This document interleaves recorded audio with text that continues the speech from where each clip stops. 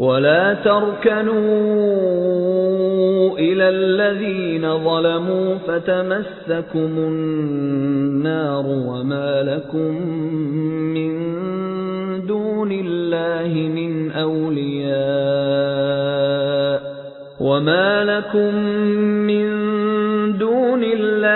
من أولياء ثم لا تنصرون. And do not incline towards the wrongdoers, lest the fire seize you. And then you have none to protect you against Allah, and then you will not be helped from anywhere.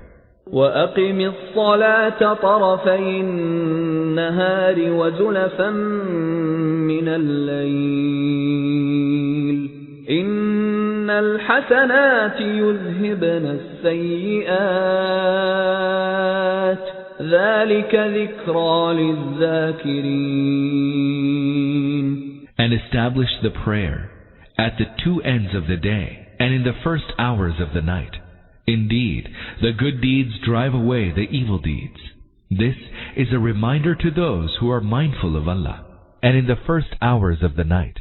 The two ends of the day refer to the morning and the sunset. Similarly, the first hours of the night refer to the time of the Isha prayer. For details of prayer times, see Bani Israel 1778. 113. This was to urge Salat at 3 times, that is, morning, evening and Isha. This shows that this was revealed before Salat had been made obligatory 5 times a day during the Miraj. For explanation, see En. 95 of Surah Al-Isra, En. 111 of Surah Taha, and En. 124 of Surah Ar-Rum. 114. This is the remedy for eradicating evil from the world. Do good deeds and defeat evil with them. The best way of making you virtuous is to establish Salat, which will remind you of Allah over and over again, which will produce those good characteristics in you that shall help you fight successfully against the systematic and united front of evil that has been formed against the mission of the truth. This will also enable you to establish practically the system of virtue and reform. For explanation see, En 77-79 of Surah Al-Ankabut. Aha. واصبر فإن الله لا يضيع أجر المحسنين. And be patient, for indeed Allah never lets the reward of those who do good go to waste. فلولا كان من القرون من قبلكم أولو بقية ينهون عن الفساد في الأرض إلا قليلا ممن أنجينا منهم واتبع الذين ظلموا ما أترفوا فيه وكانوا مجرمين. Why were there no righteous persons among the generations that passed away before you, who would forbid others from causing corruption on earth? And if such were there were only a few whom we had saved from those generations. Or else the wrongdoers kept pursuing the ease and comfort which had been conferred upon them, thus losing themselves in sinfulness. وَمَا كَانَ رَبُّكَ لِيُهْلِكَ الْقُرَى بِظُلْمٍ وَأَهْلُهَا مُصْلِحُونَ. And your Lord is not such as would wrongfully destroy human habitations while their inhabitants are righteous.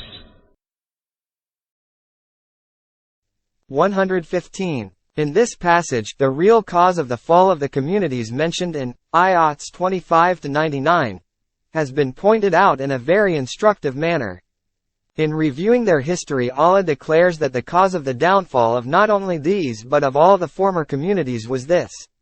When Allah bestowed His favors on them, they abused these favors and were so intoxicated with their own prosperity that they began to make mischief in the land. By and by, their collective conscience became so corrupt that no righteous persons were left among them to forbid evil, and, if a few were left, their voice was so weak that they could not prevent them from causing mischief.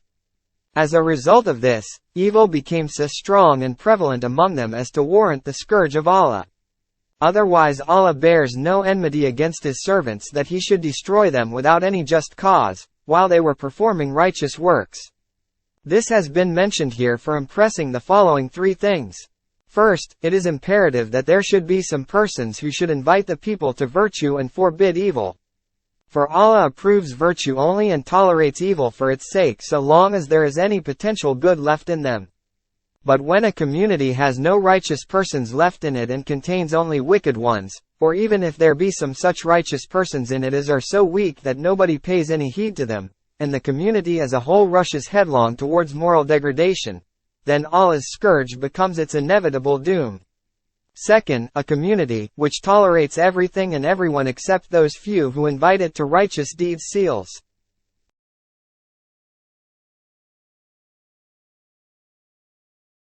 its own doom and invites its destruction.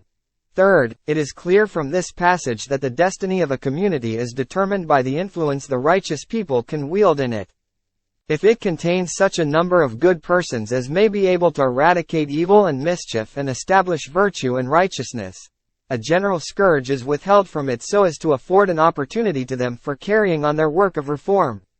On the other hand, if the number of the righteous persons in it remains too small to carry on the reform work, and the community does not tolerate them at all and does not allow them to perform their reform work, then that community incurs its own destruction, for thus it proves itself to be a worthless community which has no justification for its existence.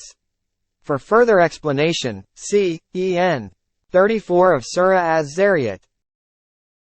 وَلَوْ شَاءَ رَبُّكَ لَجَعَلَ النَّاسَ أُمَّةً وَاحِدَةً وَلَا يَزَالُونَ مُخْتَلِفِينَ. Had your Lord so willed, He would surely have made mankind one community. But as things stand, they will not cease to differ among themselves and to follow erroneous ways.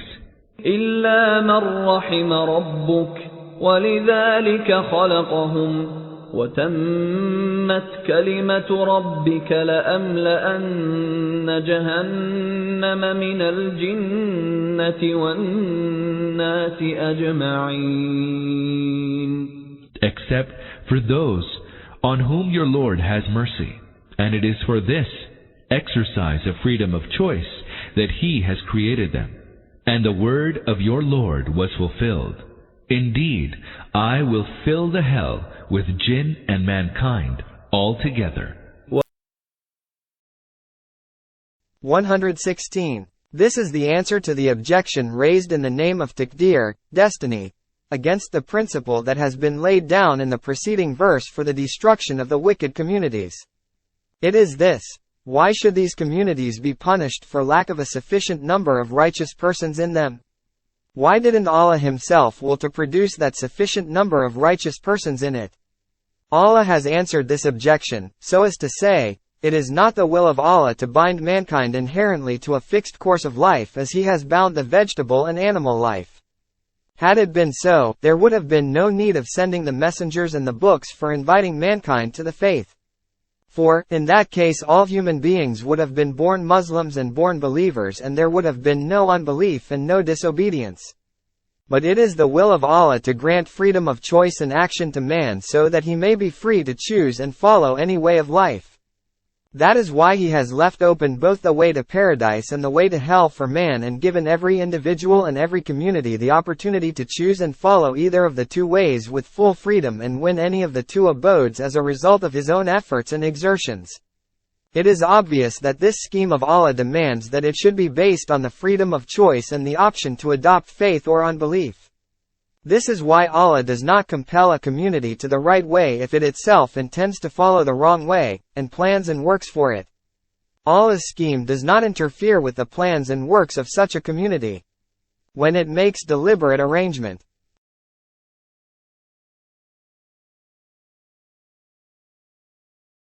to mold the wicked, unjust, and sinful people. He does not supply it with righteous persons by birth to set it right.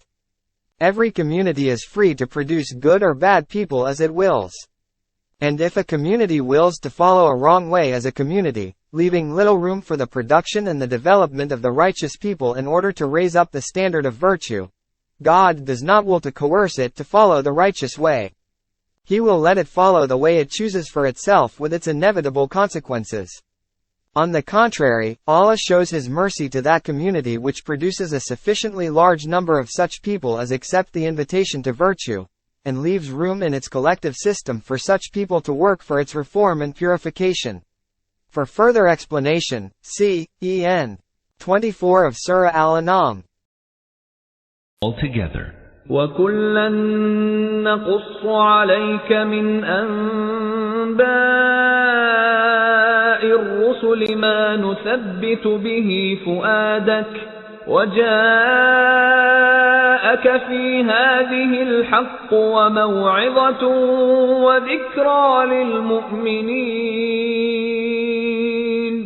O Muhammad, peace be upon him, we narrate these anecdotes of messengers to you that we may strengthen your heart through them. In these anecdotes come to you the truth and an exhortation and a reminder for the believers. وَقُلْ لِلَّذِينَ لَا يُؤْمِنُونَ اعْمَلُوا عَلَى مَكَانَتِكُمْ إِنَّا عَامِلُونَ. As for those who are bent on not believing, tell them, work according to your way, and we are working according to ours. وَانْتَظِرُوا إِنَّا مُنْتَظِرُونَ. And do wait for the end of things. We too are waiting. وَلِلَّهِ غَيْبُ السَّمَاوَاتِ وَالْأَرْضِ وَإِلَيْهِ يُرْجَعُ الْأَمْرُ كُلُّهُ فَاعْبُدْهُ وَتَوَكَّلْ عَلَيْهِ وَمَا رَبُّكَ بِغَافِلٍ عَمَّا تَعْمَلُونَ. All that is hidden in the heavens and the earth lies within the power of Allah. To Him are all matters referred for judgment. So do serve Him and put in Him all your trust. Your Lord is not heedless of what you do.